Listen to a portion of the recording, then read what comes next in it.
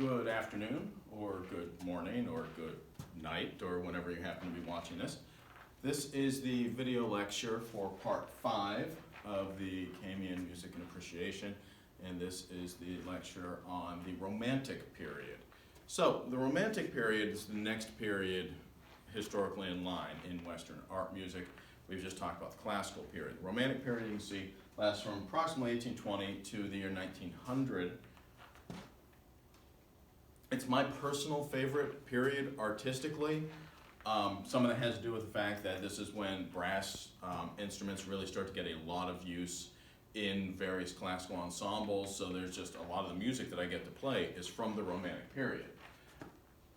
Romanticism was a total cultural movement. It, of course, like all these other movements, was part of art music, but was also part of visual arts, it was part of drama, it was part of literature.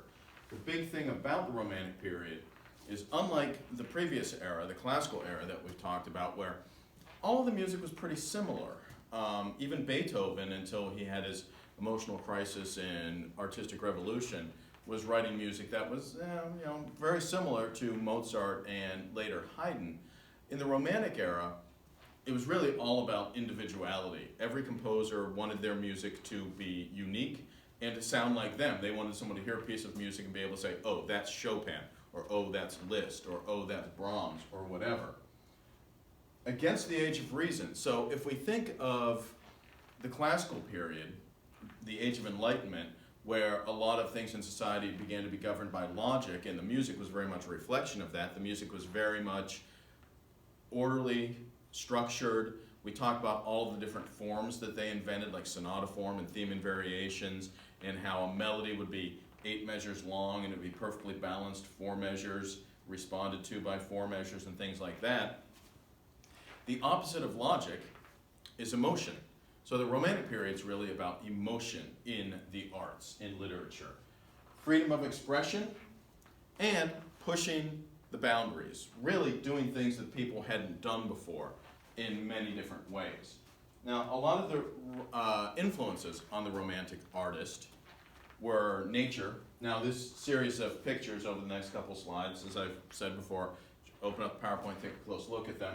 Nature was a huge influence on the 19th century artist and musician. It's one of my favorite paintings. It's by an American painter named Winslow Homer. It's called The Herring Net, that hangs in the Art Institute of Chicago.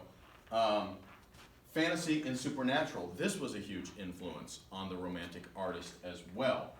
If you think about some of the writing that happened, Frankenstein was written at the beginning of the Romantic era. Dracula was written late in the Romantic era. All the works of Edgar Allan Poe were written during the Romantic era. So there was this real interest in fantasy, supernatural, and by extension, horror stories. People began to become very interested in dreams and the subconscious. This eventually led to the work of Sigmund Freud. The poor. Now this is interesting because people began to romanticize life as being a poor person. And this eventually comes to its head in an opera by an Italian named Puccini called La Bohème that was all about poor young people living in Paris and how free and unfettered they were. It's called La Bohème, or Bohemian Life. So Romantic artists really would mythologize almost anything. And make it look maybe not as bad as it could have been. Talk about nature again. Landscapes became extremely popular during this era.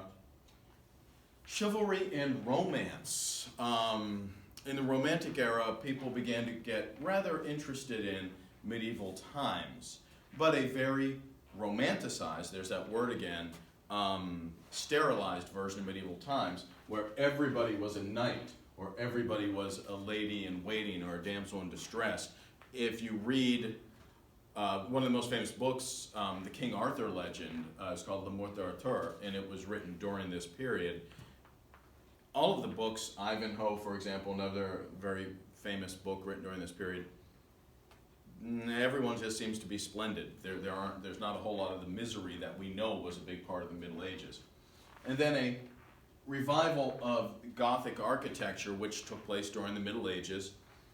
This is the Cathedral of St. Jean's the Divine, which is in New York City. They started building it in the late 1800s. It took them over 100 years to finish it. It is the world's largest Gothic cathedral. If you're ever up in New York City, this is on 111th and either Columbus or Amsterdam Avenue. I can't remember which one. Right around the corner from Columbia University. So, what effect does this have musically? Well, first of all, the Romantic period, there are so many important composers from the Romantic period. There are more famous, important composers whose music is in the repertoire from this 80-year period than any other period. It's an extension in some ways of the classical period. Composers wrote a lot of the same kind of music. They wrote symphonies, they wrote string quartets, they wrote operas. They used some of the same forms, like theme and variations, and sonata form, and rondo. But they put their own personal stamp on it and tried to make it much more emotional and much more intense instead of the kind of almost polite, neatly organized music of the classical period. That all comes from Beethoven. I talked about Beethoven in the last unit, about how he put so much of his passion and emotion into his music. Beethoven was a hero of the Romantic musician. Every Romantic composer wanted to be like Beethoven. So, they may have used the same forms in some of the same genres, but what did they change? Well, first of all, they expanded on a lot of things. They wrote music to be higher and lower than ever before, and they would work new instruments into the ensembles so they could extend the range, pitch range. Piccolo and tuba and contrabassoon, these became normal instruments in the orchestra. Also much more percussion. Much louder and much softer, and they would write for much larger ensembles to achieve this larger volume, and more variety of tone color, using instruments in more creative ways. The harmonies got more complicated. The harmonies of the classical period of Mozart and Haydn and Beethoven are really pretty simple harmonies when you compare them to a lot of other music that's been written throughout history. In the Romantic period, they start to add more notes to chords to create more dissonance, to create more tension. It's all about creating emotion. More closely linked to writing. The Romantic artist was frequently very inspired by literature. When they wrote songs, a lot of times they would read books and books of poetry looking for poems that inspired them to write. They would write symphonies or operas or other symphonic works or even piano pieces based on Shakespeare or based on stories by Goethe, who was a famous German author. So literature became a huge development. New forms developed. What does that mean? Well, in addition to all of the things that we've heard happen up to this time that they used in the classical period, that they continued using in the Romantic period, they began to invent new structures and invent new genres as well. And then greater tension, less balance, and resolution. The Romantic artist was looking for music to really write music to really keep you emotionally engaged. So the tension might go on for longer with less resolutions, and the resolutions might be less definite and less clear than they were in the Romantic period. So let's break some of this down a little bit. Individuality of style, well, that's all about self-expression. I already said composers wanted the music to be instantly recognizable as their music. Expressive aims and subjects. They would write music that attempted to express feelings, intense feelings sometimes. Fantastic and diabolical. Again, there's that inspiration of the supernatural. And we're going to listen to a piece of music that very clearly reflects this influence. All aspects of nature. So there are art songs about people fishing. There are symphonic poems about a river flowing through the countryside. There's movements of symphonies that are about storms. There are pieces of music, there are art songs about walking through the trees. So nature was a huge influence in all ways. And then, again, subjects from the Middle Ages and Shakespeare. Shakespeare was a huge influence. All right, some important words. Nationalism. Nationalism was a political movement that kind of swept across Europe. I won't get into the details. It has to do with the Congress of Vienna and how a lot of countries began to reestablish themselves. But people began to feel more like members of a community within their countries. They began to feel a nationalistic pride, and this reflected itself in the music through the use of folk songs and folk dances in the music sometimes, and writing music about national legends or national landmarks and things like that. Of course, the opposite of nationalism is exoticism, where you're writing music that's going to sound like a foreign land, hopefully a mysterious land that no one's ever been to. You're trying to basically take them on a journey. Popular lands that you could write about if you were in Europe, certainly French composer like Bizet would write an opera that was set in Spain. That was kind of an exotic, interesting land. An Italian composer like Puccini wrote an opera that takes place in China and another one that takes place in Japan. So people writing music that was attempting to depict, sometimes with some degree of accuracy and sometimes not even close, but they're attempting to evoke a mood of a foreign land. And that's all part of this whole idea of program music, which is a huge musical movement in the Romantic period. Program music is music that is clearly associated with a story or a person or a place or a thing, and attempts to musically depict this object or this place or this person or this event. And we'll kind of break this down more as we go along.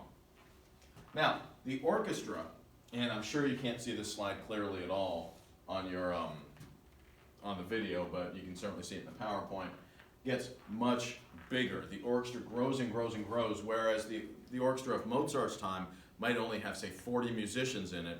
The orchestra of the Romantic era, by the end of the Romantic era, had grown to maybe 90 musicians. They added instruments. We go to, say, 4 French horns, and we add 3 trombones and a tuba. We add the contrabassoon or double bassoon and the English horn, which is like a low oboe. We add extra clarinets, maybe a bass clarinet. We add the harp, many more percussion instruments. And to balance all of these additions in the woodwind and brass instruments and percussion, the string section has to get bigger so that the woodwind and brass don't just overwhelm the strings. So all of these extra instruments added, and new instruments in many cases, gave the composer the opportunity to experiment with new sounds, always in the aim of making music more emotional, more expressive.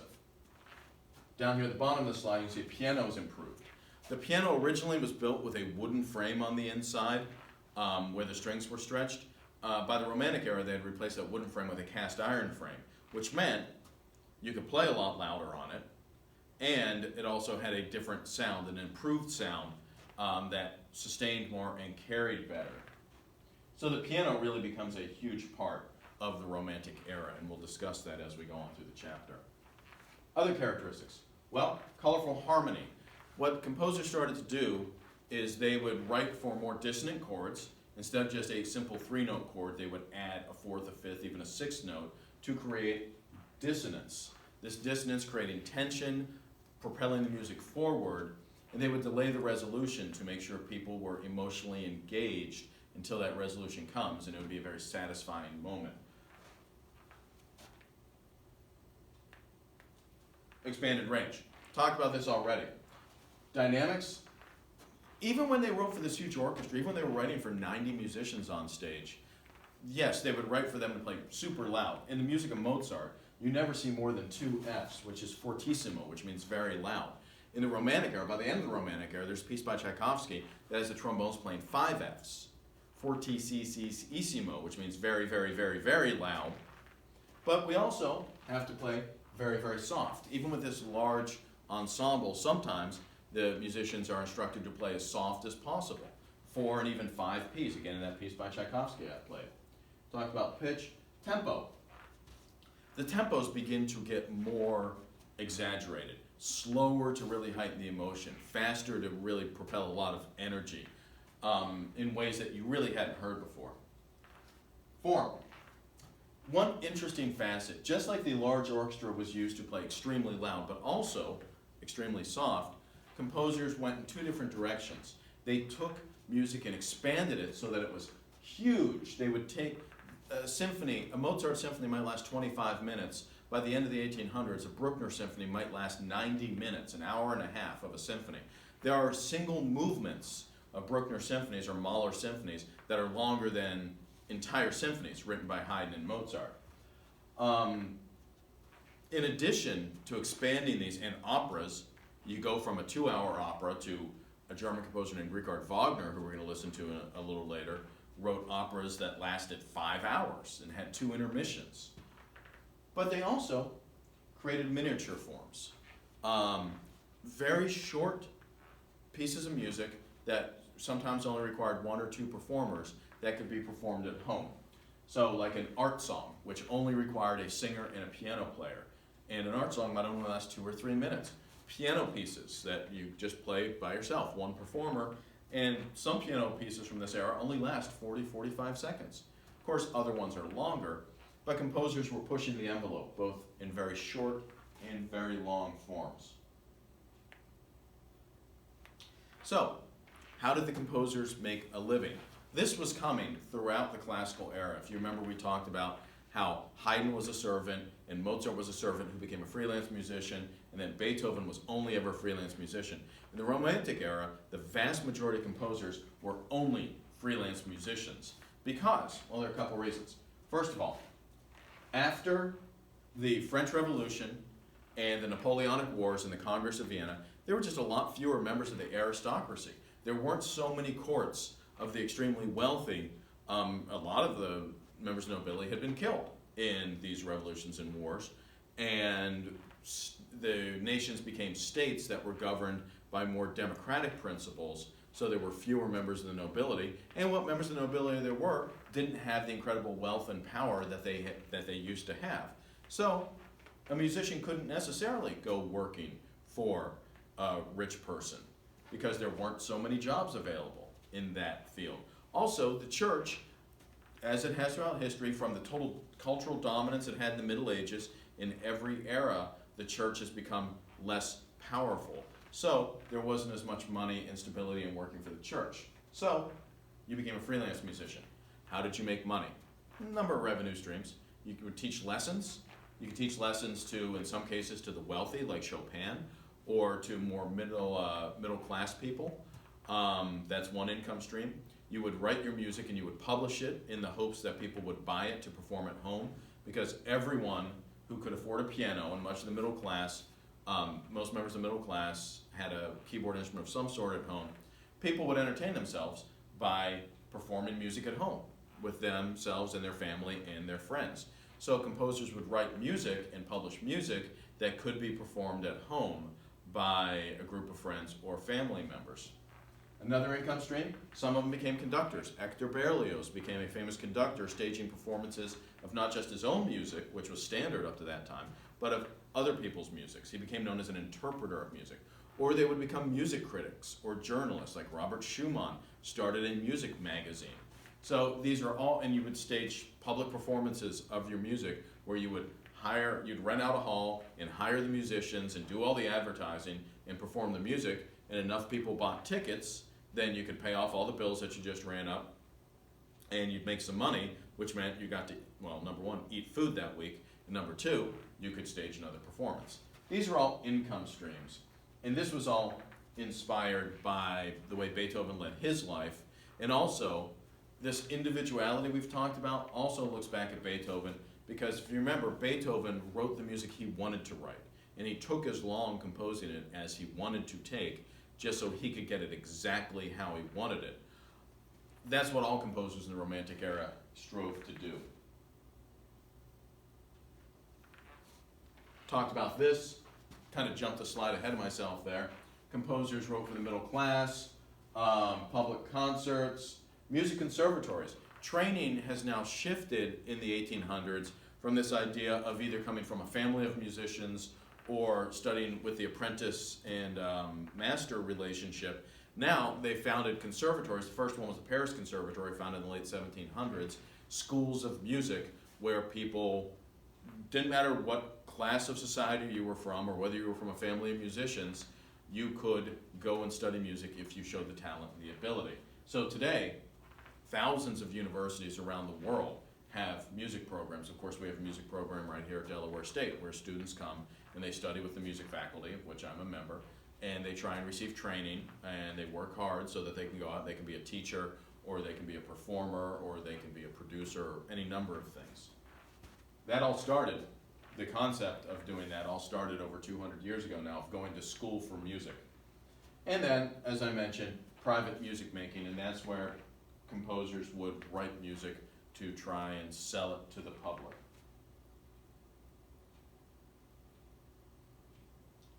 I think I'm going to pause right there. I think this is going to be the end of the first lecture from this particular unit, and then when I continue with the next lecture, that will start with the various genres and some of these famous composers.